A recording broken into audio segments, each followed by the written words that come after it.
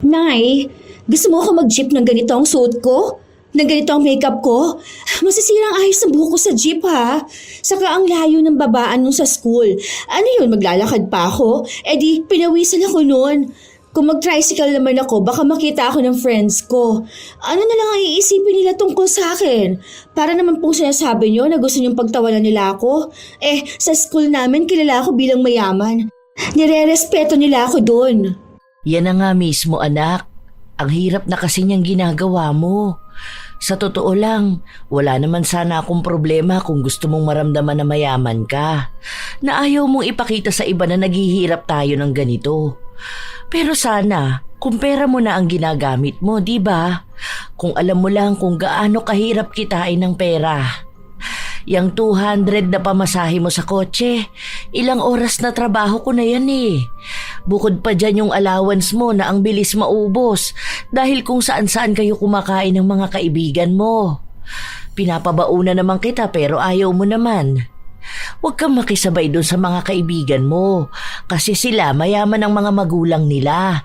Hindi nila kailangan magkanda kuba para lang sa 500 ang sahod sa isang araw na trabaho. Kasi iba sila.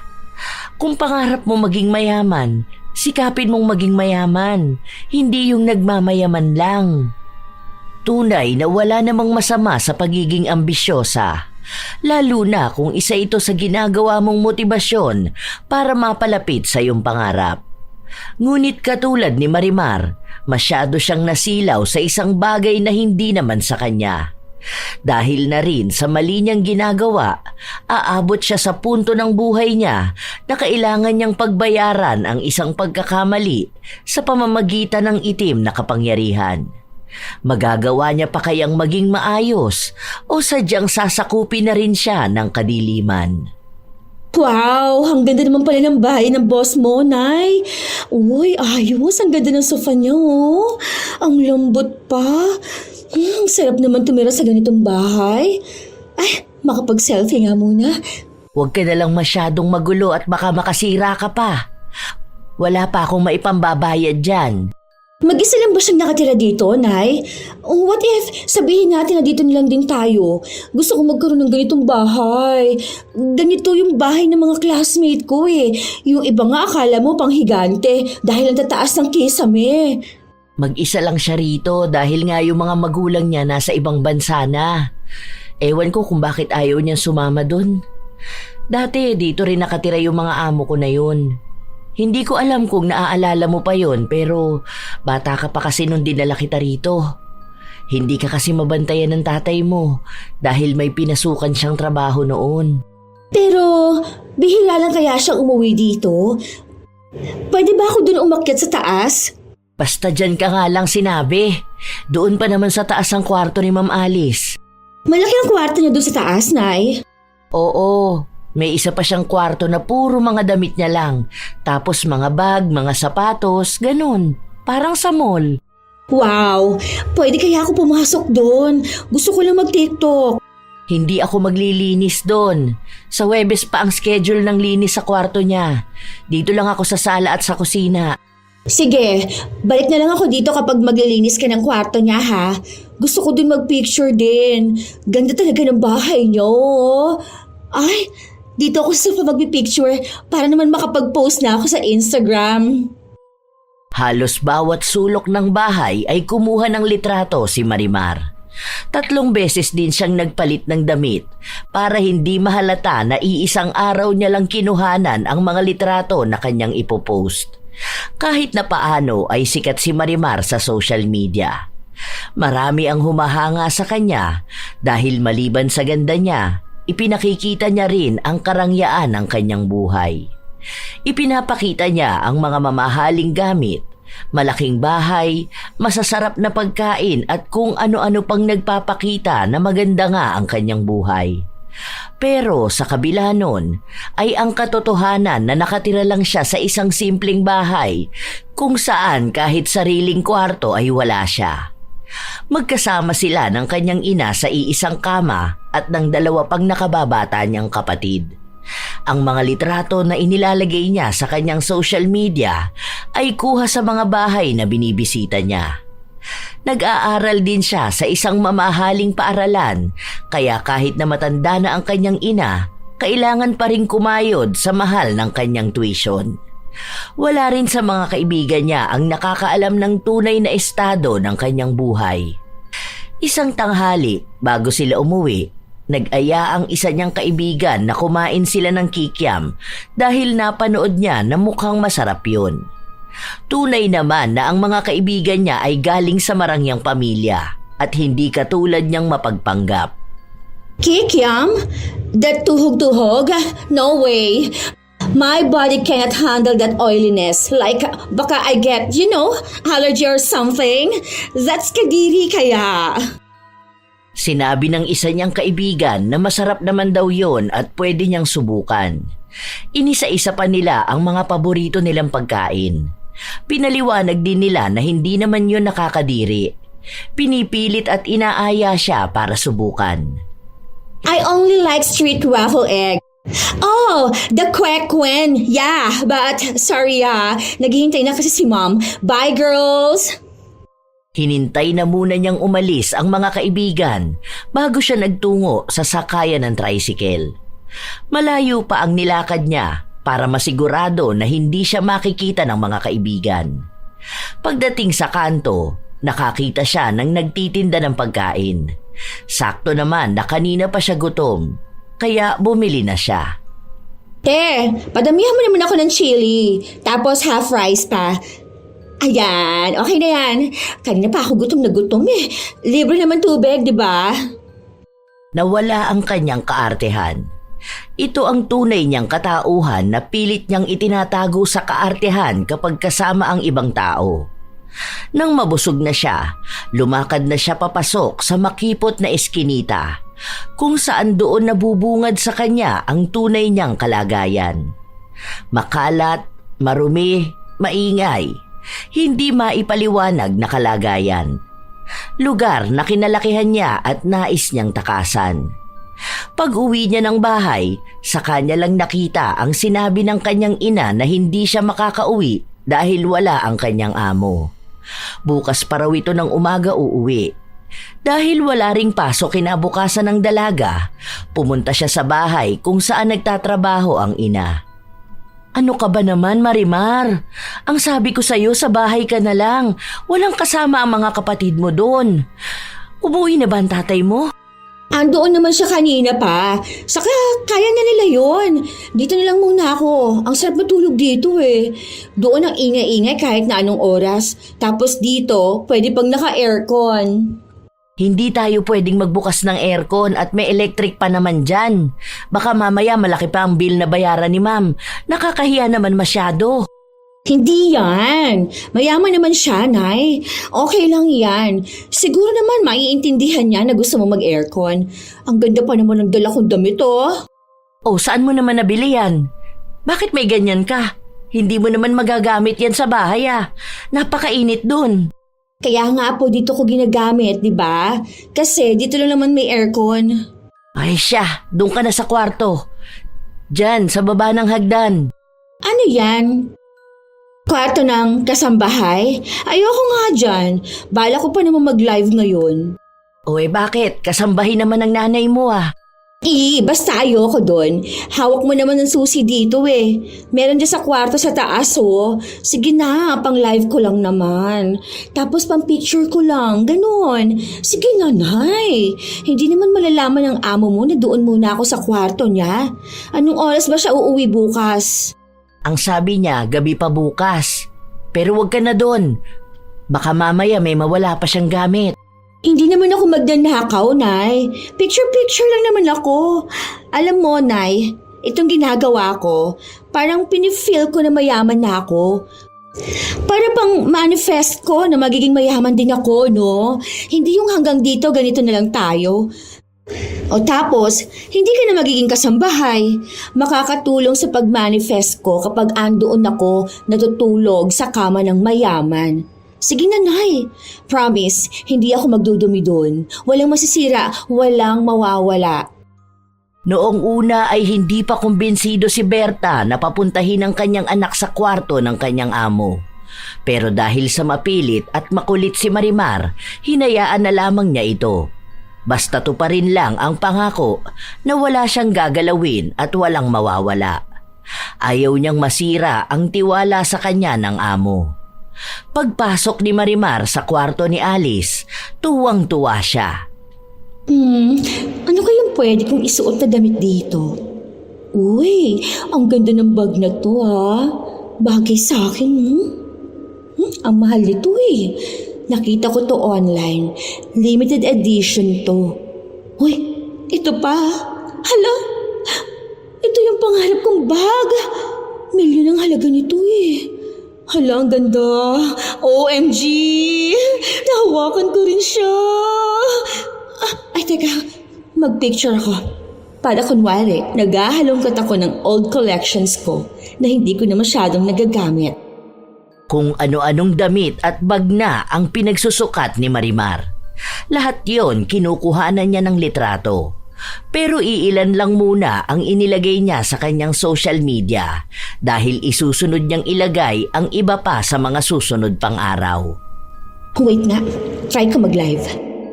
Hey babes! Yeah, I know late na but I can't tulog. I'm mag-isa lang here sa house My parents kasi nag-out of town sila for our family business. And I don't have kapatid. Habang nagsasalita si Marimar, pumasok naman sa loob ng kwarto ang kanyang ina. Ano ba yan? Nagsasalita ka na naman dyan mag-isa. Bakit nakakalati ang mga bag? I'm not mag-isa talaga. My yaya is here My apologies for my Tagalog like this I'm trying to learn pa kasi. What you need, yaya? Can you timpla my milk? How you say it again? Pwede ikaw timpla ko? Timpla ko gatas? Bakit ganyan ka magsalita? Ayusin mo nga yan. Tinatanong ko kung bakit ka nagkalat ng mga bag dito. Ang sabi mo wala kang pakikialaman, di ba? I don't understand you, yaya. Wait babes.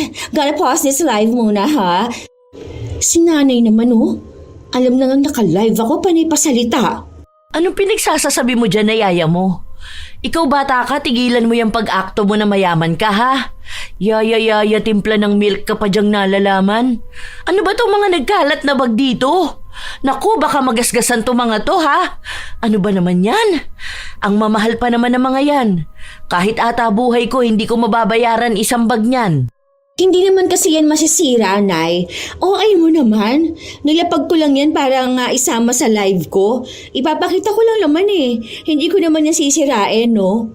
Sige na, dun ka na. Kuha mo lang ako ng gatas ko, okay? Kapag naka-live ako huwag kang magsasalita.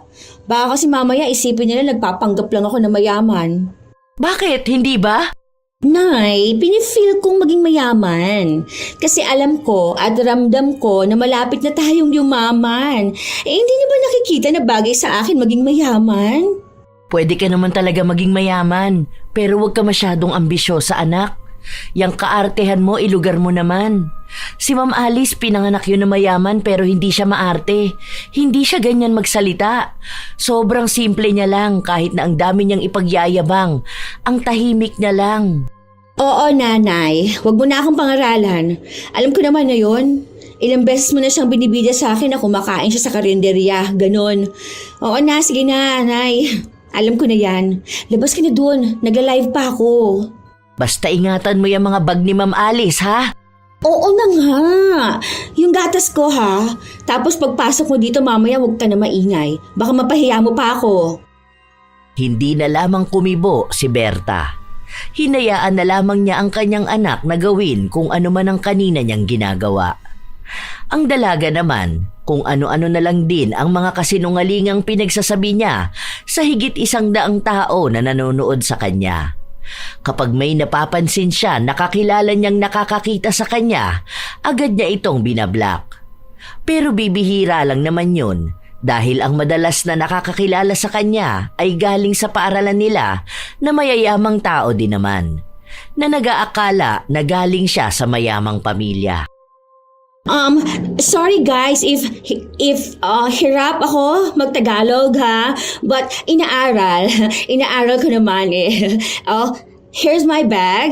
Ito ay give, Tagalog ng give? Bigay sa akin ni Daddy. This Chanel Small Classic handbag. Very magaan siya and I only used one time. I mean, isang beses palang nagamit ko siya. OMG. I think I'm pagod na. My yaya is here na. May bigay siyang gatas sa akin, look. Thank you, yaya. Can you sara the pinto din po? You know, guys, may yaya is super mabait siya. As in, ang family niya ay mahirap lang and nakakaawa sila sobra. Kaya ako, mabait ako sa kanya eh. Kasi nga, gusto ko siya i-help. Kasi I know naman na ang pag-work niya here ay for her family, di ba?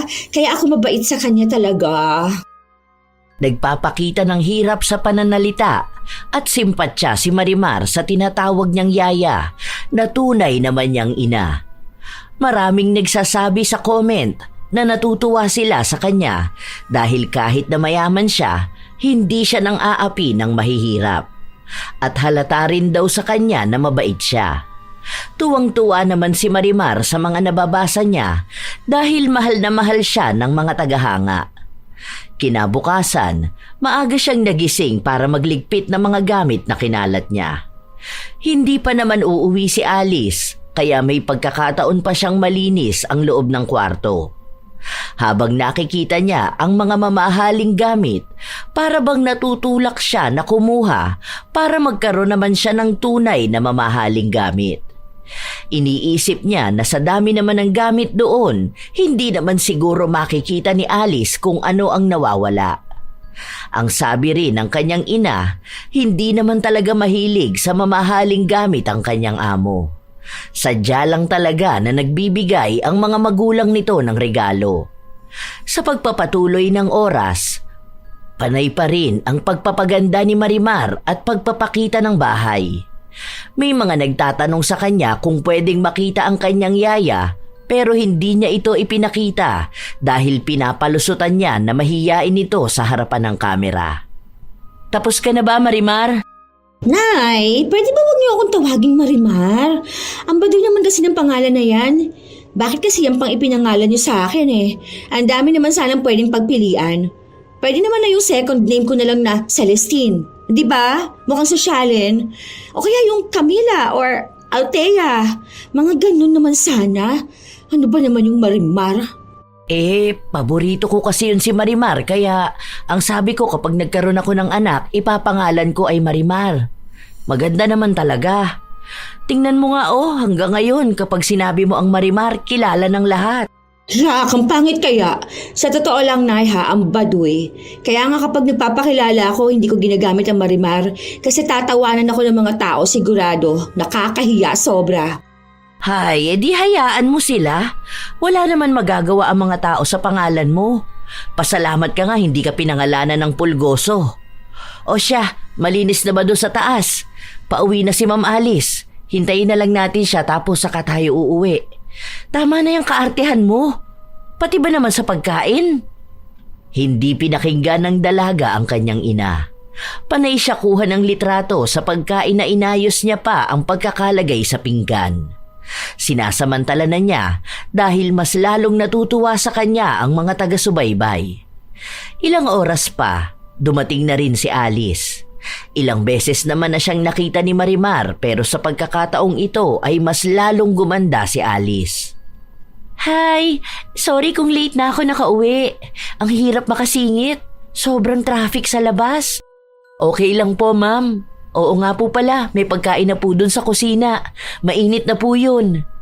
Ay, thank you, Manang. Ay, andito pala ang anak niyo. Ay, opo, ma'am. Nagpatulong lang po ako. Wala kasi siyang pasok sa school nila. Oo nga pala, meron ako rito mga dala na bag. Binigay sa akin ni tita.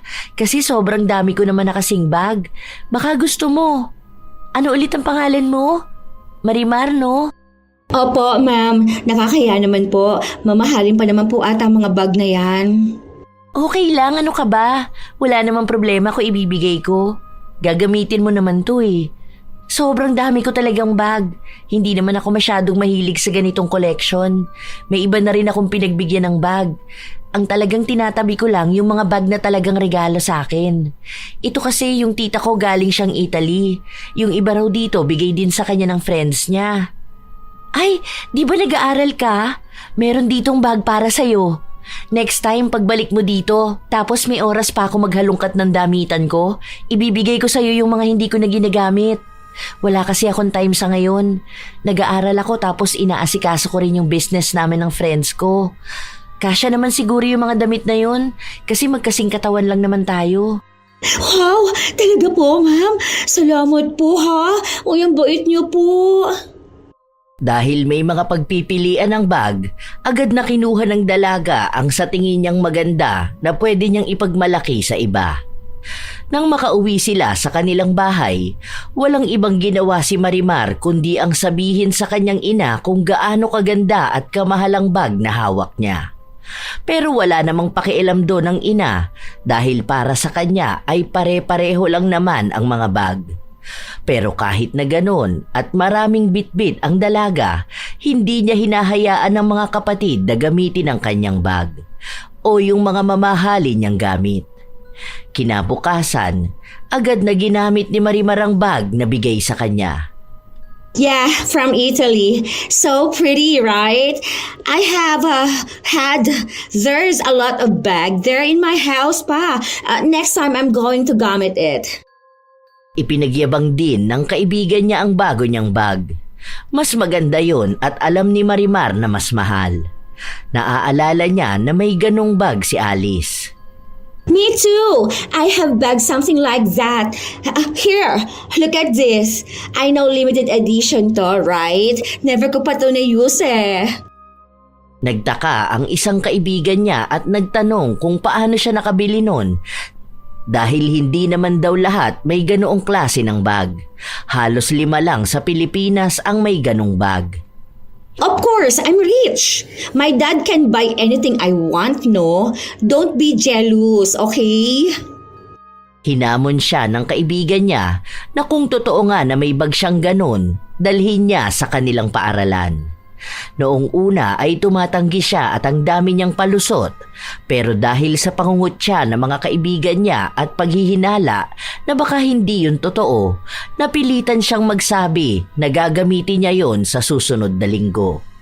Doon na siya nagkaroon ng problema dahil paano niya makukuha ang bag nang hindi siya nahahalata ni Alice.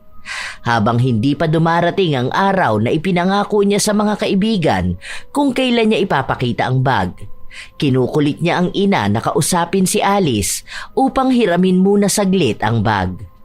Ano ba, Marimar? Gusto ko nang matulog. Maaga pa akong aalis bukas. O kaya itago mo na lang muna, Nay. Maliit lang naman yun eh. Kasya naman yun sa bag mo. Hindi naman natin nanakawin yun eh. Kasi papakita ko lang sa mga kaibigan ko. Tapos ibalik mo na rin kaagad. Hindi ko yun masisira o mawawala. Sige na, Nay. Bakit kasi hindi mo tigilan yung pagiging mayabang mo sa mga kaklase mo? Hirap na nga ako dyan sa tuition mo eh. Kung pwede lang na lumipat ka na ng school sa susunod na taon. Doon sa public na lang para pwede rin nating mailapit ng scholar. No, ayoko nga doon. Doon ako mag-aaral sa school ng mga mahihirap? Ay, bakit anak ko? Hindi ka ba mahirap? Tingnan mo nga tong bahay natin oh. Di ba mas mahirap pa tayo sa mahirap? Kahit na po. Sige no, Nay. Ayoko naman mapahiya sa mga kaklase ko, no? Sa ginagawa mong yan, mas lalo mong pinapahiya ang sarili mo. Ano bang gusto mo? Matutuwa sila sa'yo kahit na wala ka namang ipagmamalaki, ha? Alam mo, mas magiging magaan ang buhay mo kung magpapakatotoo ka. Kung hindi ka nila tatanggapin kapag nalaman nila na mahirap ka lang, isa lang ang ibig sabihin nun. Hindi mo sila kaibigan. Pero sila yung mga mayayaman kong kaibigan na alam ko pagdating ng araw makakatulong sa akin. Sabi nga nila, para daw maging mayaman ka, dapat yung mga taong nasa paligid mo mayayaman din. Paano ka magiging mayaman kung pinaliligiran ka ng mahihirap na tao? Kaya nga silang kinakaibigan ko. Kasi alam ko na balang araw makakasabay din ako sa yaman nila. Anak, inaantok na talaga ako. Masakit ang katawan ko. Sige na, pagpahingahin mo naman muna ako, ha? Maaga pa akong gigising bukas. Halos 4 na oras lang ang magiging tulog ko. Kapag hindi mo kaya ang sosyal na buhay, huwag ka na kasi magpasosyal. Hindi matanggap ng dalaga ang mga salitang sinabi sa kanya ng kanyang ina. Dahil hindi niya mapilit ang ina, naiyak na lang siya. Gusto niyang magtampo, pero paano niya gagawin kung humihilik na si Berta? Kinabukasan, sumama si Marimar sa bahay ni na Alice. Alam niyang maaga itong umalis at gabi na kung umuwi. Kung ayaw ng kanyang ina na kunin ang bag, siya na lang ang gagawa nun. Hindi niya sinabi sa ina na kinuha niya ang susi para buksan ang kwarto ni Alice. Dahil kabisado niya kung saan nakalagay ang bag, nakita niya agad ang hinahanap. Para hindi mahalata na nawawala ang bag, tinabunan niya ang puwang gamit ang isa pang mas malaking bag. Yun! Kuha rin kita. Ang ganda talaga. Panigurado ako na inggit na naman itong mga kaibigan ko sa akin. Para alam niya na hindi lang din ako basta-basta, no? 5 tao lang pala sa Pilipinas ang may ganitong bag, ha? Tululaway niyo kapag nakita niyo to. Hindi nakahalata si Berta na may ginawa ang kanyang anak dahil abala siya sa paglilinis. Nakikain muna si Marimar sa bahay bago siya pumasok sa paaralan. Taas noo siyang naglalakad palapit sa kanyang mga kaibigan. Dahil alam niya na may ipagyayabang talaga siya. Ipinakita niya ang bag sa mga kaibigan. Noong una, hindi pa sila makapaniwala at sinabihan siyang peke yon. Pero nang suriin ng isa na mahilig sa mga bag, nalaman niya na tunay yun. Pamamangha ang nababaka sa muka ng mga kaibigan niya. Lahat sila paulit-ulit ang tanong kung gaano ba sila kayaman at kung gaano sila kamakapangyarihan. Kung may kamag-anak daw ba siyang politiko. Pero hindi na yon sinagot pa ni Marimar. Ang sinabi niya lang, gusto niyang maging ordinaryo lang. Dahil sa pagpapatunay niya ng yaman na meron siya, naging respetado siya sa mga kaibigan. Iniisip nila na dapat siyang ingatan dahil nga mayaman siya.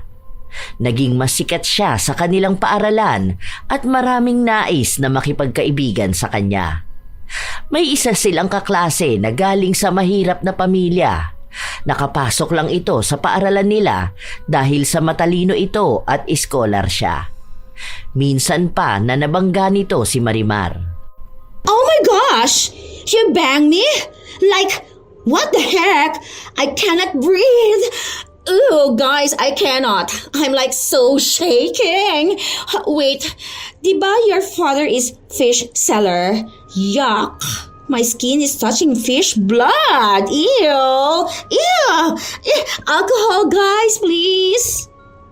Nagtatalon pa si Marimar habang nagwiwisik siya ng alkohol.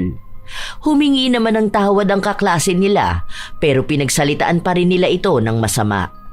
Hindi nila pinaalis hanggat hindi sila natatapos na kutsain ang pagiging mahirap nito.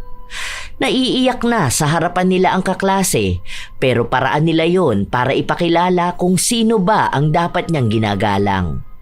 Dahil mayaman si Marimar sa paningin nila, dapat lang hindi ito kinakanti. Okay, guys, stop it. You know, I feel so pity for her. Like, she always wear the same sapatos every day. Ay, grabe. Maybe that's her only one pair, no? And imagine, she eat lunch like rice with sardines. Ew, my tummy can't handle that poor food. Iniisip ko pa lang, nakaka-ew na talaga. So, don't away her na, We are not mahirap, so don't patol na. Pinaalis na nila ang kaklase na umiiyak matapos na kutsain pati ang mga magulang nitong mahirap lang. Ang mas malala pang nanlalait ay si Marimar na para bang nakalimutan na niya kung anong buhay ang meron siya. You know, since pumasok siya here, parang I feel like, why poor people want to study here? And I know na-notice nyo ang phone niya, right? It looks like fake iPhone. Well, maybe the real one, but old iPhone. I think iPhone 6. Like, nakakatawa, diba? She's so mahirap and can't afford luxury items. Nakakaawa. I hope walang poor sa inyo, ha? I don't want to be friends with mahihirap. Agad namang tumanggi ang kanyang mga kaibigan at sinabi sa kanya na hindi sila nagpapanggap na mahirap. Nakikita naman daw niya at sinusundo rin sila ng sasakyan nila. Ilang beses na rin siyang nakapunta sa kanilang bahay. Nagtatanong nga ang mga kaibigan niya kung kailan naman sila dadalaw sa bahay niya. Pero ang sinasabi niya lang ay ayaw ng parents niya ng ibang bisita. Kahit na gusto niya ay bawal. Ang dami niyang kasinungalingan na sinabi na pinaniniwalaan naman din ng kanyang mga kaibigan. Magaling kasing magsalita si Marimar. Magaling siyang magpanggap na mayaman. Maganda siya, kaya mukha talaga siyang galing sa marangyang pamilya. Gusto niya palagi siyang haharap na presentable sa mga tao. Pati gamit niya ay mamahalin. Halos lahat na nga ng sahod ng kanyang ina napupunta lang sa kanyang luho. Kaya ang mga kapatid niya walang nakukuha na kahit na ano. Nang maisauli na ng dalaga ang bag, hindi pa rin siya nahalata.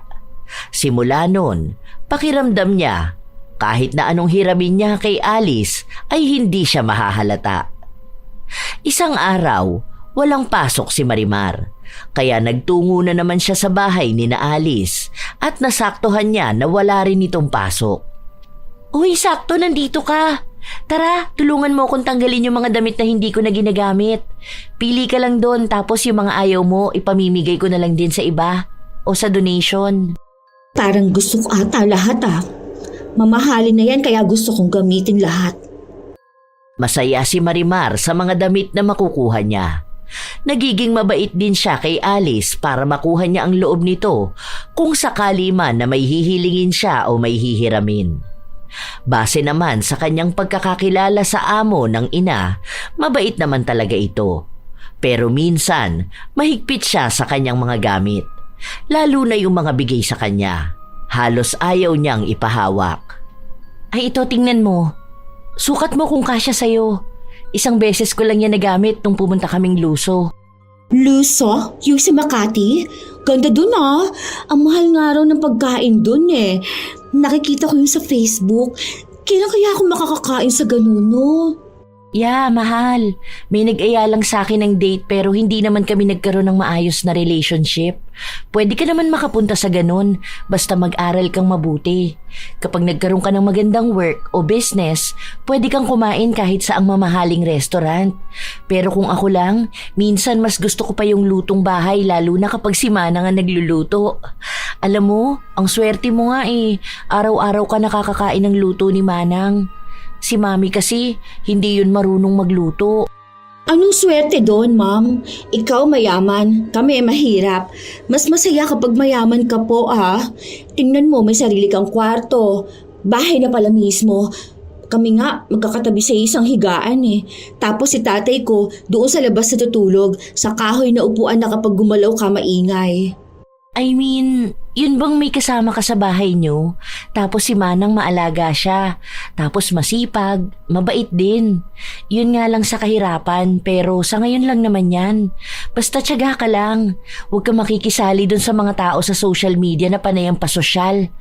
Alam mo, ang dami kong kilala na ganyan. Well, siguro wala naman ding masama sa gusto nilang ipakita. Lalo na kung ang gusto lang naman nila ay hangaan ng mga tao. Or maybe, hindi lang talaga ako mahilig sa social media, no? Instagram lang ang meron ako pero gamit ko lang yun pang kausap sa friends ko.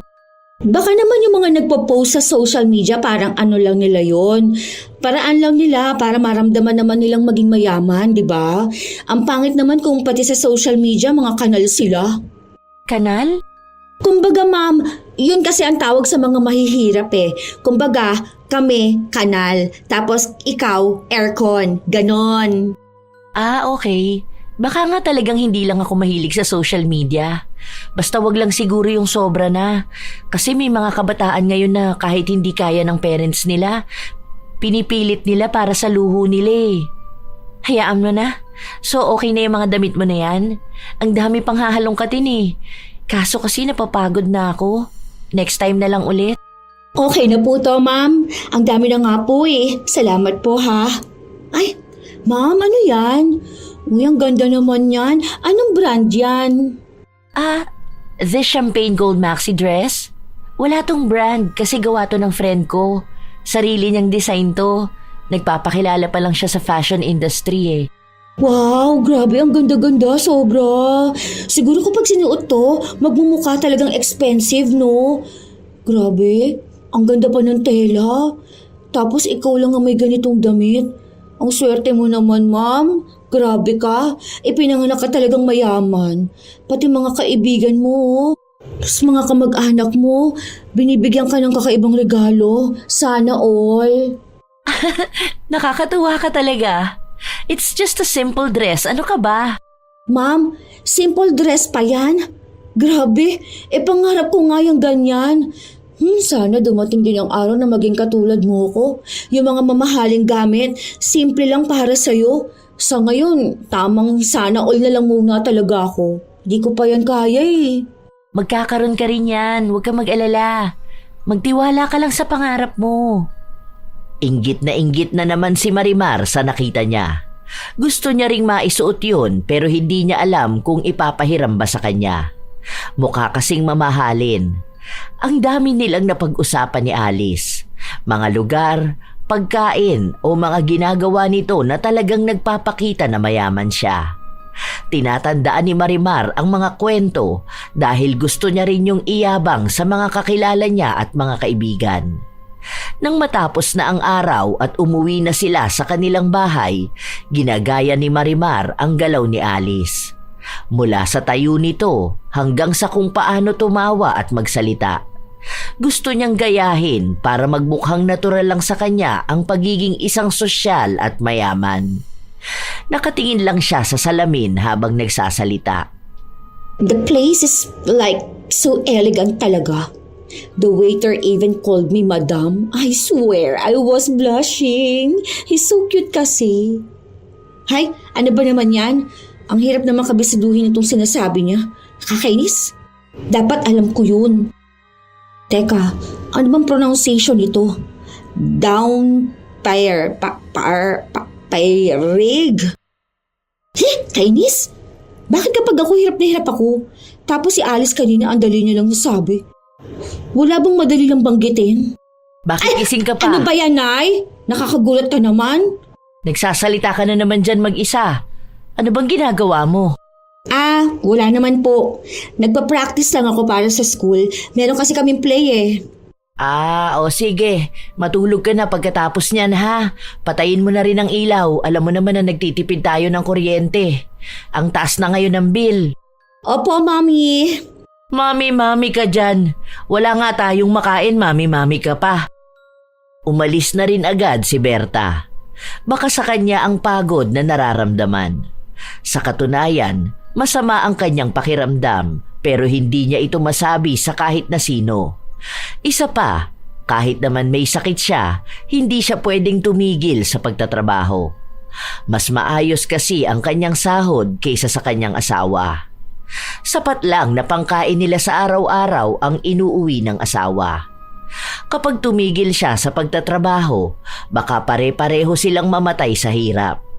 Dagdag pa ang mga gastos ni Marimar. Kinabukasan, sinuot agad ng dalaga ang bigay sa kanya ni Alice. Hinihingi pa nga ng isa niyang kapatid ang isang damit pero hindi niya ito ibinigay. Kahit pahiramin ay ayaw niya. Iniisip niya na hanggat hindi niya pa nagagamit, wala sa kanila ang pwedeng manghiram ng damit. Ayaw niya rin ng may nakikigamit ng damit niya, kahit pa kapatid niya yun. Nay, ano sa tingin niyo?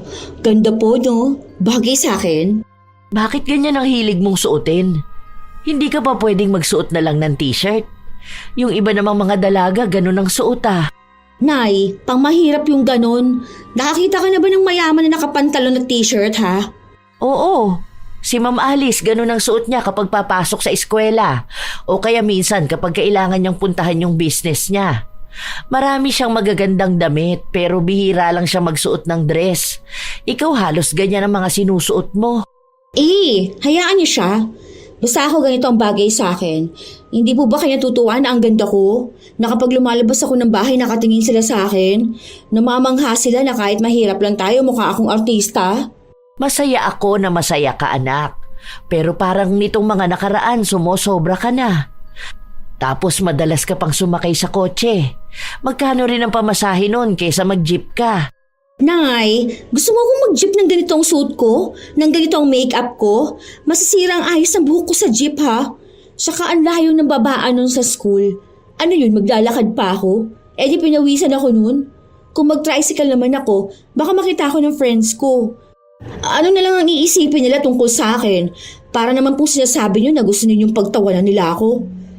Sa school namin, kilala ako bilang mayaman. Nirerespeto nila ako dun. Yan na nga mismo anak. Ang hirap na kasi niyang ginagawa mo. Sa totoo lang, wala naman sana akong problema kung gusto mong maramdaman na mayaman ka.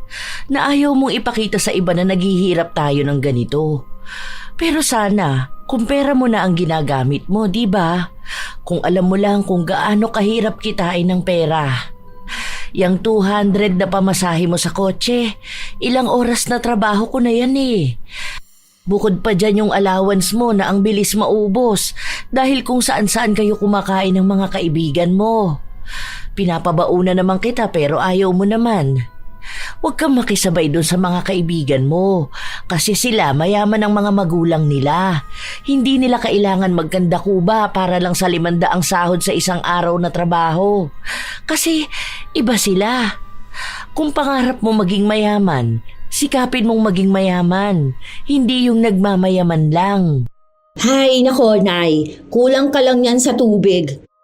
Inom ka na lang po palagi ha. Aalis na ako. Bye! Wala talagang pakialam ang dalaga sa pakiusap sa kanya ng ina. Ni hindi niya man lang tinatanong kung kumusta ba ito o kung may masakit ba sa katawan. Ang mahalaga lang palagi kay Marimar ay kung paano siya magmumukhang presentable at mayaman. Dahil sa bago niyang damit, tuwan-tuwa na naman ang kanyang mga kaibigan. Alam nila kung gaano kaganda ang disenyo at tela ng suot ni Marimar. Bida na naman siya. Lalo na nang sabihin ng kaibigan niyang binawasan ng mga magulang nito ang pera niya dahil sumusobra na raw siya ng bili.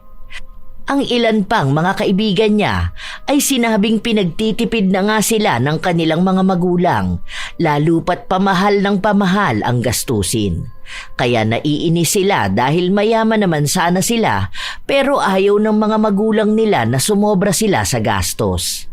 Kaya may inggit sila kay Marimar, lalo na kapag sinasabi nito na hinahayaan lang siya ng magulang niya na gumastos at bilhin ang mga bagay na nagpapasaya sa kanya.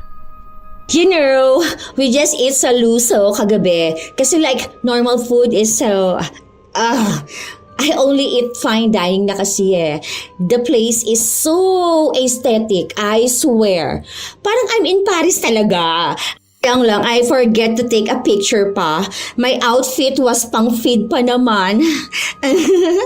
And you know, there's cute guy there, like super pogi. He even asked for my number. I was like, wait lang ha, I'm not ready for love right now. Pero inside, kinikilig ako. Tuwang-tuwa ang mga kaibigan niya sa kanyang kwento. Nang hihingi sa kanya ng litrato ng lalaki para makita nila kung tunay nga na pogi ito. Pero sinabi lang ni Marimar na ayaw na muna niyang ipakita dahil baka masira pa ang namumuo nilang ugnayan. Pero sa totoo lang, wala namang ibang nanliligaw sa kanya. Kahit sa lugar nila ay hindi siya nililigawan. May mga humahanga sa kanya pero walang nagtatangka dahil palagi niyang sinasabi na gusto niyang mapangasawa ay mayaman lang. Habang nag-uusap sila, may natanggap silang imbitasyon mula sa isa nilang kaklase. Pinapapunta sila sa pagdiriwang ng kaarawan nito. Nabanggit na gaganapin sa isang sikat at magandang hotel. Kaya natuwa ang dalaga. Gusto niyang pumunta at magpasikat. Wait, can I see what's your susuotin? Kasi I don't wanna be like overdressed or something, you know? Nakita niyang ang gaganda ng mga damit na susuotin nila. Ang isa pang kaibigan niya, sinabi na bibili pa lang siya. Doon pumasok sa utak ni Marimar na mukhang magandang iyabang niya ang damit na nakita niya kay Alice. Yung damit na bigay ng kaibigan nito. Dahil nagawa na ni Marimar na humiram ng bag nang hindi siya nahuhuli, alam niya na pwede niya rin yung gawin sa damit. Dahil sa linggo na ang kaarawan na pupuntahan niya, kailangan na niyang gumawa ng paraan para makuha ang damit. Madalas pa naman na nasa bahay lang si Alice. Hanggang sa sumapit na ang Sabado, isang araw na lang ang hihintayin niya. Kapag hindi niya nakuha ang damit, wala siyang maisusuot at maaaring mapahiya siya sa mga kaibigan niya. Nang sumapit ang hapon, umalis muna saglit si Alice at doon na nakakuha ng pagkakataon ng dalaga para kunin ang damit. Tuwang-tuwa siya dahil alam niyang may magagamit siya. Hindi niya yun pinaalam sa kanyang ina. Kinabukasan, nasa bahay lang si Alice at naghahalongkat siya ng kanyang gamit. Manang, naglinis po ba kayo ng kwarto ko? Ah, hindi po ma'am. Ang sabi niyo po kasi sa akin ay wag na kasi malinis naman. Bakit po? Marumi po ba o may basura po na dapat kunin? Hindi po. May nawawala kasi akong damit. Alam ko dito ko lang nilagay eh. Ano pong klaseng damit? Baka naman po naisama dun sa mga binigay niyo sa anak ko. Gusto niyo po ba na dalhin ko rito yung mga damit na yun, ma'am? Hindi ko naman yun naisama. Tanda ko pa kasi pinag-usapan pa namin yun ni Marimar. Tanda ko talaga dito ko lang sinabit yun. Sabi ko pa para sana madali ko lang makita. Naku naman, gagamitin ko pa naman yun bukas. Aalis na ako mamayang gabi. Manang, huwag ka na po muna dyan maglinis. Tulungan niyo po muna ako maghanap. Basta kulay gold yun tapos matingkad yung tela. Halos halughugin na nila ang buong kwarto pero hindi nila mahagilap ang damit. Hindi na mapakali si Alice dahil yun pa naman ang damit na kailangan niyang suotin para ipakita rin ang disenyo na gawa ng kanyang kaibigan. Habang hindi magkanda-ugaga ang dalawa sa paghahanap ng damit, si Marimar naman na nanguha nun ay nagpapakasaya na kasama ang kanyang mga kaibigan. Maraming tao, mga mayayaman lahat. May mga negosyante at politiko. Nagpapapansin si Marimar para makakilala siya ng lalaki na pwede niyang pakasalan na tiyak ay magdadala sa kanya sa magandang buhay. May mga kumikilala sa kanya pero halos lahat ay abala. May mga bumabati ng kanyang suot na damit na mas maganda pa raw kaysa sa nagdiriwang ng kaarawan. Oh, thanks. This is like custom made from my friend's design. Only me have this. Sorry, not sorry. You know naman na I'm always special, diba? Nagpakasaya ang dalaga sa pinuntahan niya. Ang dami niyang kuha na litrato. Ang alam niya lamang ay masaya siya kahit na hindi niya alam ang susunod na mangyayari sa kanya pag uwi niya. Bago siya umuwi ng bahay, nagpalit na siya ng damit. Dahil hindi naman siya nagpaalam sa kanyang ina kung saan siya pupunta. Pero nagulat siya nang maabutan niya si Alice na nasa bahay nila. Oh, ma'am, napadalo po kayo sa bahay namin. Naku, pasensya na po kayo makalat at maliit lang. Where's my dress? Po, anong dress? Yung mga bigay niyo po ba sa akin? Yung kinuha mo sa bahay ko at ginamit mo sa party. Po, party? Anong party? May pinuntahan ba akong party? Galing lang kasi ako sa bahay ng friend ko. Please, ayokong magalit. Ibalik mo na sa akin. Ito may ebidensya ako. Kuha to kanina sa party. May friend ako na nagpadala sa akin ng picture mo dahil napansin niya na yung suot mong damit ay gawa ng friend namin. Akin na yan. Ibalik mo na yan kay ma'am. Pasensya na po talaga kayo, ma'am. Sorry po. Hindi na nakaimik pa si Marimar matapos niyang makita ang litrato niya. Hindi niya alam kung sino sa mga bisita ang nagpadala nun kay Alice. Gusto niyang umiyak pero hindi niya magawa. Sobrang kahihiyan at takot. Dahil iniisip niya na paano kung malaman din ng mga kaibigan niya ang kanyang sikreto. Ano na lang ang kahaharapin niyang buhay? Baka bumaliktad ang kanyang mundo at pagtawanan lang siya ng mga yon. Pasensya na po talaga kayo, ma'am. Sorry po, ma'am. Sorry po. Sa susunod, sana matuto kang ilugar ang sarili mo. Walang masamang sumama sa mga party. Ang masama ay yung pinipilit mong sarili mo kahit na hindi mo naman kaya. Hindi ka man lang naawa sa nanay mo. Nagkakasakit na yan para sa inyo, habang ikaw ang ginagawa mo lang magpakasaya at gumamit ng peking pagkatao. Hindi lang to basta paggamit mo ng damit ko, kundi pagsira na rin ang tiwala ko. Nakaka-disappoint ka. Matapos na magsalita ni Alice ay agad na rin siyang umalis. Si Marimar naman nanatiling tahimik. Masaya ka na ba? Sobrang dami mo bang nakuhang picture gamit ang damit na hindi naman sayo? Ang dami mong likes mula sa mga taong humahanga sayo? Masaya ka ba doon? Sa peke mong yaman? Hindi niyo kasi ako naiintindihan, Nay. Hindi niyo alam ang pinagdaraanan ko. Kung ano ba itong peking yaman ko. Kung paano ako tanggapin ng mga tao. Hindi ko alam kung gigisingin ka ng sampal na yan. Pero sana nga magising ka, di ba? Anak, pagod na ako. Gusto ko naman magpahinga din. Bakit para sa akin yung sinisisi na mahirap tayo? Mali ba ako? Napangarap ko rin na mag-ibayaman. Sinisisi ba kita? Ang sinasabi ko lang, kahit na anong gawin mo, hindi ka mapapasaya niyang pagpapanggap mo. Kung sinisisi kita dyan sa pangarap mo, sana una pa lang hindi na ako pumayag na pumasok ka dyan sa mahal na paaralan mo. Sana hindi ko binibigay ang kalahati ng sahod ko sa isang linggo mo lang na allowance. Sana hindi ako mahanap ng iba pang trabaho para sa luho mo. Alam mo kung sino ang sinisisi ko? Ako! Ang sarili ko dahil hinayaan kita na maging ganyan. Kasi sa totoo lang, ako rin, mahirap ang kinalakihan kong buhay. Kaya hinahayaan kita dahil gusto kong maramdaman mo at maranasan mo yung mga hindi ko naranasan. Mali pala ako. Hindi pala dapat ganon. Lalo na kung hindi ko rin kayang panindigan kapag nasobrahan ka sa ambisyon mo. Gusto kitang maging mayaman. Kasi sa totoo naman, bagay naman sa'yo. Pero hindi kita kayang gawing mayaman. Kahit ibenta ko ang kaluluwa ko, hindi ko kayang ibigay yun. Hindi ko alam kung hanggang saan ka magiging masaya sa mga bigay ko sa'yo. Hindi ako naging mabuting ina kasi nagpalaki ako ng anak na gaya mo. Hayaan mo, hindi mo kasalanan na gusto mong maging mayaman. Iisa lang din naman ang hiling ko. Sana yumaman ka na, hindi para matulungan mo kami, kundi para matulungan mo ang sarili mo. Hindi na nakapagsalita pa si Marimar. Umiyak na lang siya buong magdamag. Ang dami niyang tanong sa kanyang sarili.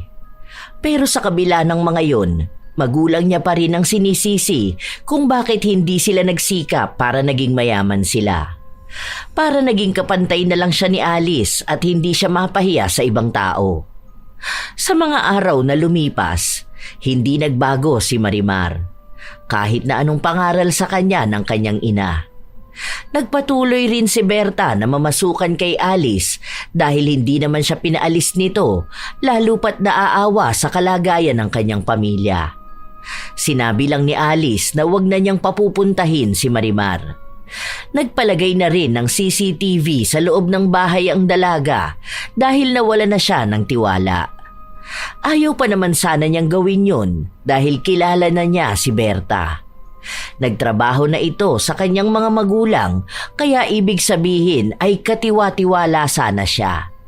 Kung hindi lang dahil sa kanyang anak. Nagpatuloy si Marimar sa pagiging astang sosyal. Isang araw, may naiwan siyang gamit sa bahay nila at walang pasok noon ang kanyang ina dahil pinagpahinga muna ni Alice.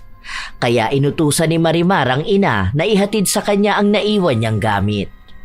Nak, tama ba tong nadala ko? Akin na yan, sige na, umalis ka na. Nakakahiya naman yung suot nyo, Nay. Bakit naman ganyan pa? Mukha ka naman yung kawawa. Buti na lang di ka kilala ng mga tao rito. Ano nang sasabihin nila kapag nakita nila yung nanay ko na ganyan ang itsura? Bakit? Maayos naman na to ah. At magdadala lang naman ako ng gamit sa'yo. Tapos bibili ng gamot ko. Bago pa ulit paalisin ni Marimar ang kanyang ina, dumating naman ang kanyang mga kaibigan at nagtanong kung sino ba ang kanyang kausap. She's my yaya pala. Remember my kwento? Sinabi ng isang kaibigan niya na totoo nga na nakakaawa ang kanyang yaya. Mukha raw itong mahirap. Sa awa ng isa pa, nag-abot siya ng pera kay Berta. Bilang tulong na rin daw yon. Salamat po rito. Makakadagdag pambili ko ng gamot. Ang bait niyo po, ma'am. Okay, yaya. Much better if uuwi ka na, ha? Take care, okay? What a poor old woman. So sad, really. Para bang wala lang kay Marimar ang sama ng loob na nararamdaman ng kanyang ina. Pinaalis na ito at pinagmukhang yaya sa harapan ng mga kaibigan. Hindi niya rin ipinagtanggol nung nilalait ito. Para bang kahit may sabihin na ang ibang tao na masama tungkol sa ina, mas kakampihan niya pa ang iba. Nakakalungkot isipin. Nang umuwi si Marimar, sa halip na tanungin ng ina kung may sakit ba ito, hinihingian niya pa ng pabor. Sige na, Nay. Alam ko naman may mga sapatos yun si Alice na hindi naman na ginagamit eh. Huwag naman sana kamo siya maging madamot, di ba? Hindi naman madamot si ma'am. Basta maghintay ka na lang. Kapag magbibigay yon, iuuwi ko naman eh. Bakit ba kailangan mo na naman ng bagong sapatos? Di ba bumili ka nun sa mall? Yung mahal na sandals. Ano ba naman yun, Nay? Anong gusto niyo araw-araw na gano'n na suot ko? Yung mga kaibigan ko nga iba-ibang sapatos nila. Basta, maghintay ka kapag nagbigay siya. Pero mas magandang matigil ka na dyan sa ginagawa mong pagiging sosyal. Akala mo ba hindi ako nasaktan kanina? Nung tinawag mo kong yaya, parang kinakahiya mo ko. Nay, nakita mo naman reaction ng friends ko kanina, di ba? Paano ba naman yung suot mo mukhang basahan? Ay, nang gusto mo maging proud ako? Di pinagtawanan nila ako. Alam nila yung mami ko mukhang artista na businesswoman. Tapos haharap sa kanila mukhang pulube. Binigyan ka pa ng pera. Tapos tinanggap mo naman.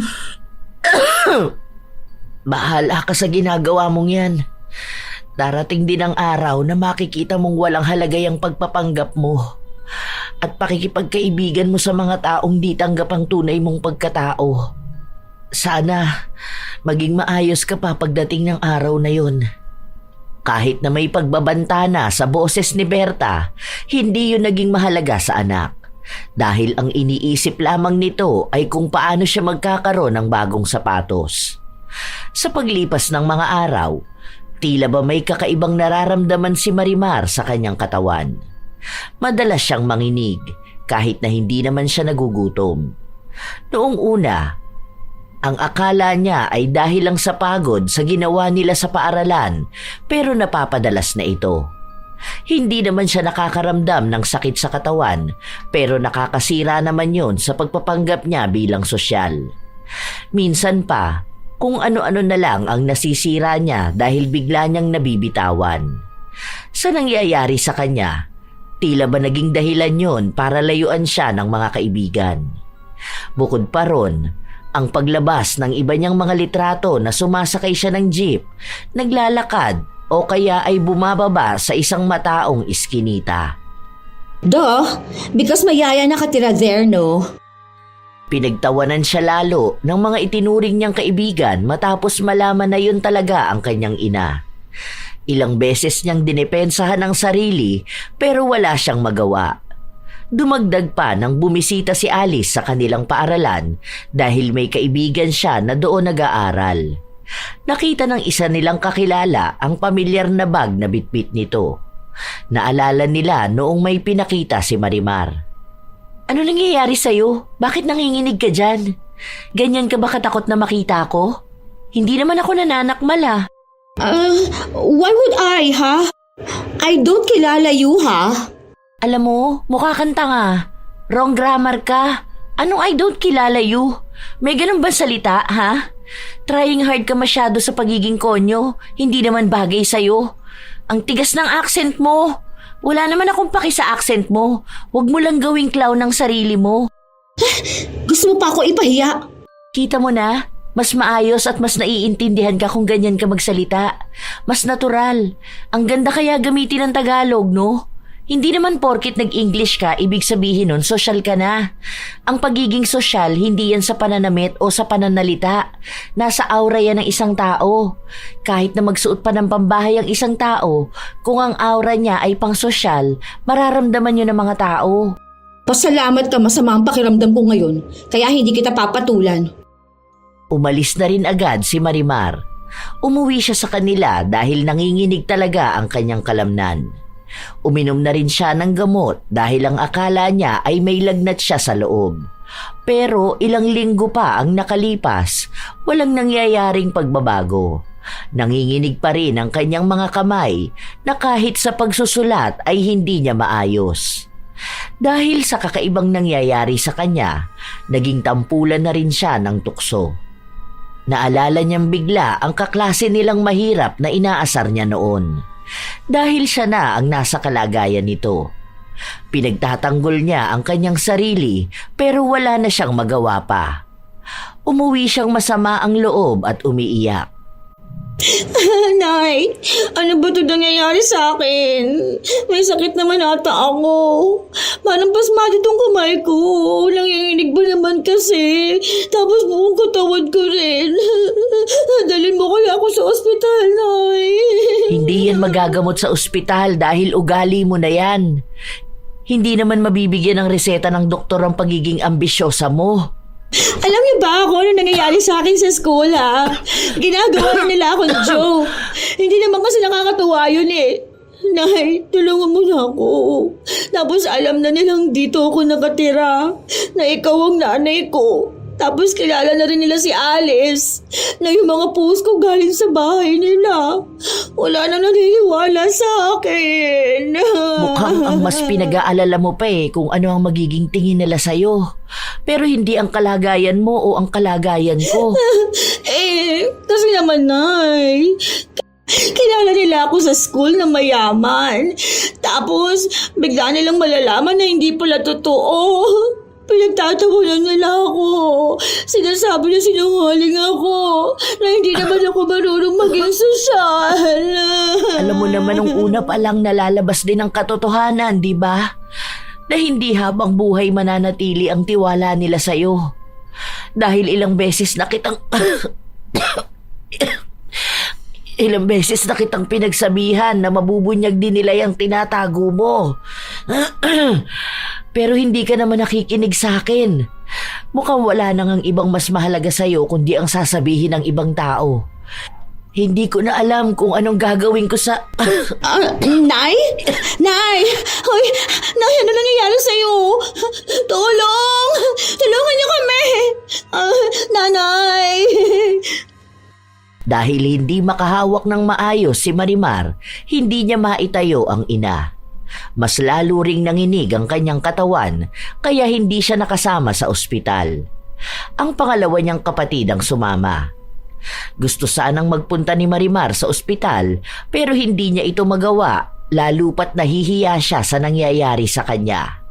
Hindi rin siya makapag-ayos dahil nga nanginginig ang kanyang mga kamay, hindi siya makapag-ayos sa sarili. Hindi siya lumalabas ng bahay kung hindi siya nakaayos. Iniisip niya kasi na kapag hindi siya nag-ayos, magmumukha siyang pangit sa paningin ng iba.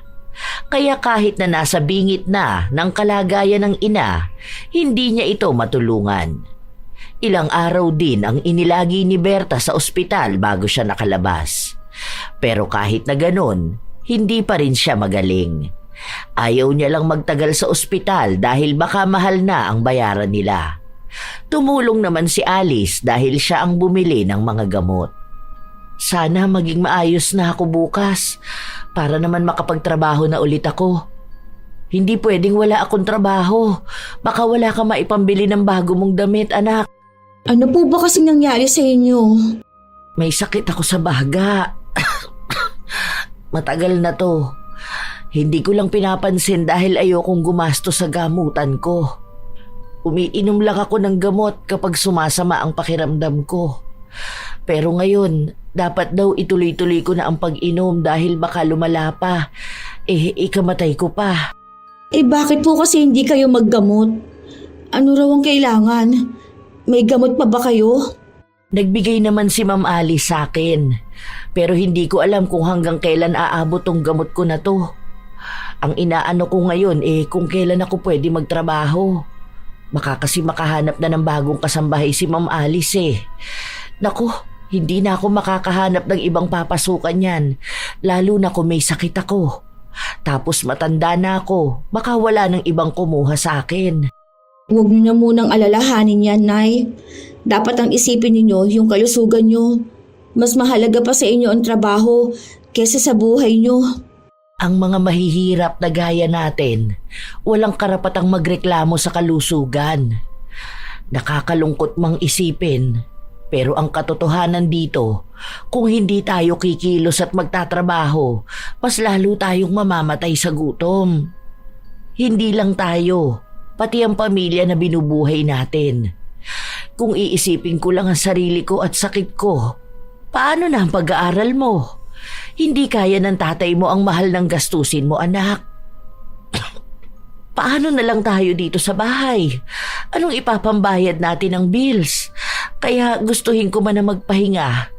Wala akong karapatan dahil hindi naman tayo mayaman eh. Yun ang pagkakaiba ng tunay na mayaman sa mahihirap na tao, anak. Hindi lang ito tungkol sa kung gaano kaganda ang suot mo, kung gaano ka kagaling magsalita ng Ingles. Malalaman mo kung gaano sila kalayo sa atin kapag sa panahon na ng ganito. Nasa halip isipin mo magpahinga dahil may sakit ka, kailangan mo pang isipin kung hindi ka kikilos, wala kayong kakainin bukas. Natahimik ang dalaga sa mga salitang sinabi ng kanyang ina.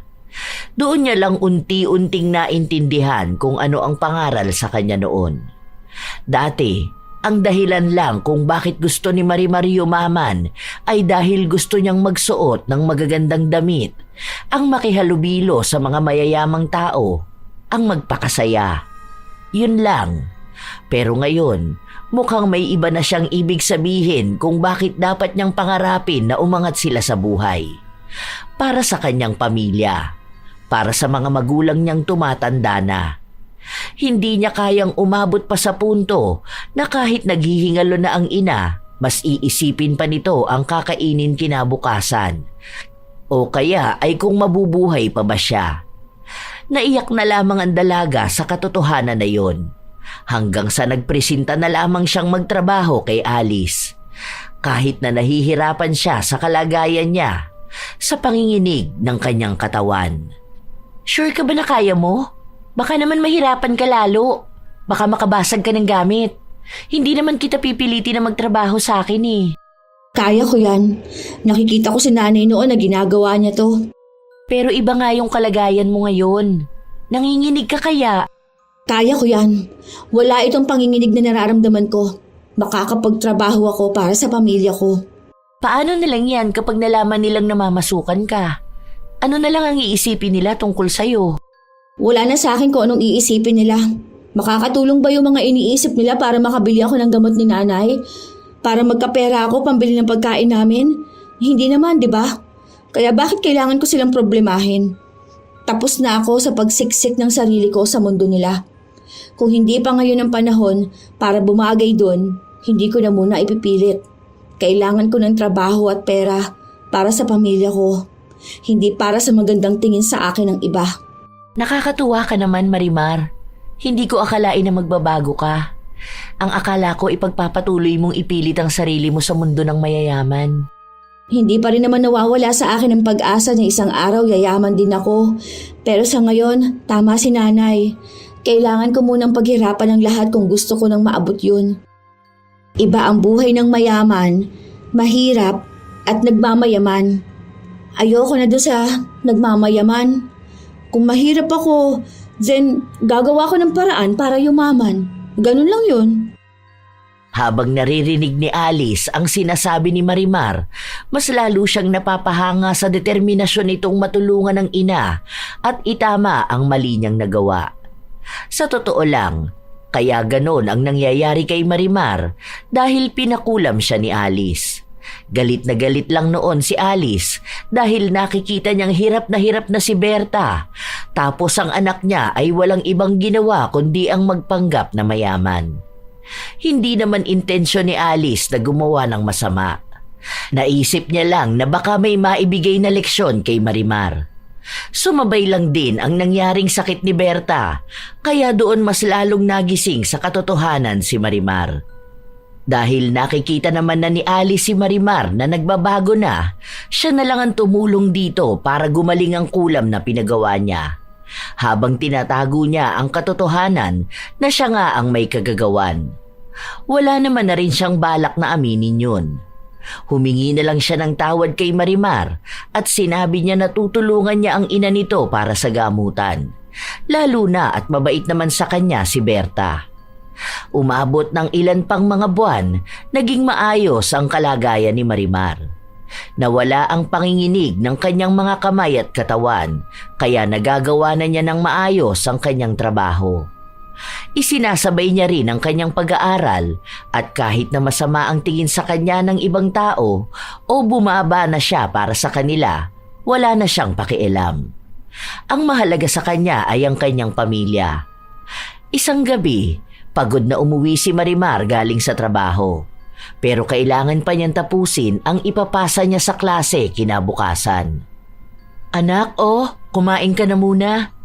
Maganda ang plating ko dyan. Tama ba yan? Dyan sa gilid ang kalamansi? Nay naman, ano naman gagawin ko niya sa plating na yan, ha? Aesthetic, di ba? Ipopost mo sa account mo.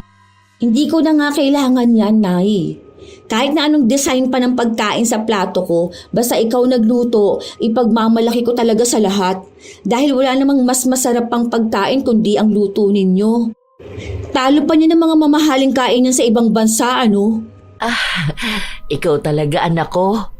Pagod ka na, Huwag mong abusuhin ang katawan mo, ha? Magpahinga ka rin dahil kailangan mo yun. Opo, Nay. Hindi ko naman po pinapagod ang sarili ko. Itong ginagawa ko, itong nararanasan ko, parte po ito ng pagbuo ko ng pangarap ko para sa pamilya natin. Maraming salamat, anak. At patawarin mo ko kung kailangan mong magtrabaho, ha? Wala po kayong kasalanan, Nay. Sapat na pong binuhay ninyo ako at minahal. Yun po ang motivation ko. Dahil sa dami ng sakripisyo ninyo sa akin, gusto kong makabawi sa inyo. Gusto kong kayo naman ang bigyan ng magandang buhay. Kayo ni na Papa at ng mga kapatid ko makaranas ng karangyaan. Ako po ang patawarin nyo. Dahil po sa hindi ako naging mabuting anak noon. Pasaway ako. Tapos, nagalit ako dahil sa mahirap tayo. Pangako, Nay, babawi ako. Ngayon ko po nalaman kung ano ang pagiging mayaman. Iba-iba pala talaga yun. Hindi lang sa pera. Dahil pwede rin ang yaman ng pamilya at pagmamahal ng isang ina. Mahal na mahal kita, Nay. Kakapanggap ko na isang sosyal. Nakalimutan kong mayaman na pala ako dahil nandyan ka. Naging emosyonal ang gabi na yon. Pero naging masaya rin dahil sa naging pagtanggap ni Marimar sa kanilang buhay, habang nananatili pa rin ang apoy ng kanyang pangarap. Sa paglipas ng panahon, nagpatuloy pa rin si Marimar na magtrabaho habang pinagsasabay ang pag-aaral. Naging magkaibigan din sila ni Alice. Parehas silang humingi ng tawad sa isa't isa. Si Alice din ang tumulong kay Marimar para makakuha ng mas magandang trabaho na tiyak ay malaki ang tulong para sa pamilya nito. Sa kasalukuyan, hindi pa naman ganap na mayaman sa salapi si Marimar, pero umunlad na ang kanilang pamumuhay. Nakakuha siya ng mas magandang bahay para sa kanyang pamilya. Naipapagamot na niya ang ina at hindi na ganon kahirap ang pasok ng pera sa kanila. Nakakagala na sila. Nabibilhan na niya ng mga gamit. Mas natuto na rin siya na hindi na niya kailangang gumanda sa paningin ng iba o ang kuminang dahil sa mga mamahaling gamit na suot niya. Dahil ang tunay niyang kayamanan ay matagal na niyang kasama. Patuloy pa rin niyang inaabot ang mas mataas na pangarap. Minsan talaga, dumarating ang isang tao sa punto na kailangan pa nilang magpanggap para lang tanggapin ng iba. Hindi naman masama ang mag-ambisyon na maging mayaman. Dahil aminin man natin o hindi, lahat tayo ay yun ang pangarap. Dahil sa panahon ngayon, hindi ka tatahimik kung wala kang pera. Pero hindi pa rin pera ang sukatan ng tunay na kayamanan. Ang tunay na yaman ay hindi nasusukat sa dami ng mamahalin mong gamit, sa kinang ng suot mong alahas, o sa pangalan ng kainan na iyong pinuntahan. Ang tunay na yaman ay yung marunong kang makontento, marunong kang magpahalaga at marunong kang tumingin sa iyong pinanggalingan. Maghangad ka ng pag-angat pero wag mong kalilimutan kung sino ka nga ba talaga. Huwag mong hayaan na matabunan ng maling pagkatao ang sariling kinilala mo.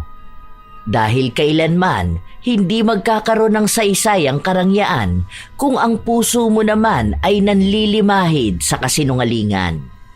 Sa huli, ang pinakamayaman ay hindi ang taong may pinakamalaking bahay o pinakabagong sasakyan, kundi ang taong payapa ang isip, tapat sa sarili at marunong mahalin ang simpleng bagay na meron siya. Huwag mong habulin ang luho dahil baka sa ginagawa mong yan, makaligtaan mo na ang pinakamahalagang bagay sa lahat, ang pamilya.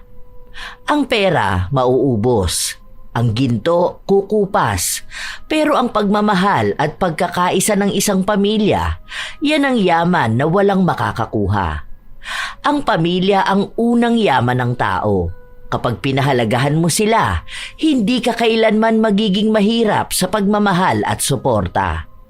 Tandaan na hindi lahat ng mayaman ay masaya, pero lahat ng may pamilyang nagmamahalan ay tunay na pinagpala. Hindi ba't tunay naman na masaya ang maging mayaman? Dahil lahat nga naman ng nanaisin mo ay makukuha mo. Pero iba-iba pa rin ang ibig sabihin ng yaman. Merong yaman sa salapi, meron namang yaman sa kaalaman, kaibigan at lalong yaman sa pamilya. Naway may magandang aral kayong nakuha sa ating bagong kwento ngayon, mga apo. Ibahagi nyo rin ang inyong mga kwento at opinyon. Nais ko itong mabasa. Shout out sa ilan sa mga masusugid na tagapakinig ng mga istorya ni Lola Telang. MJ Idos, Charlene Fernandez at Rowie Dakay, Faustino Borja, Toby Rama Villamor, Ana Orada, at sa kanyang mga anak na sina Akisha Orada at Althea Orada, at sa mag-asawang Jocelyn Akuin Baluyot at Reynaldo Baluyot, kay Patricia May Baluyot at Shirley Baluyot, Jocelyn Kai, Roslyn Salas, Arvid Shane Hoiberg Channel, Heide Gonzaga, Nilda Dultra, Mergy Jade Aroza, Chloe Fritzy Quaton, Joy Lagsak at Kendra Zoe, Rosemary Casonete, Sherlyn Joseco. Salamat sa pakikinig nyo. Icho and Annie Lomi House ng Antipolo Hill Subdivision, Antipolo City. Apple Joy, Jennifer Makasinag, Coy Cabrera Sembrano, Paulina Lim, Maria Tess Nape, Regan Alamon, Erlinda Navarro, Juliet Fan, Arlene Season, Romel Moreno, Fatima Campos, Siti Fatma, Celia Tolentino at kay Roda Bieri. Ito ang inyong Lola Telang at maraming salamat sa inyong pakikinig, mga apo.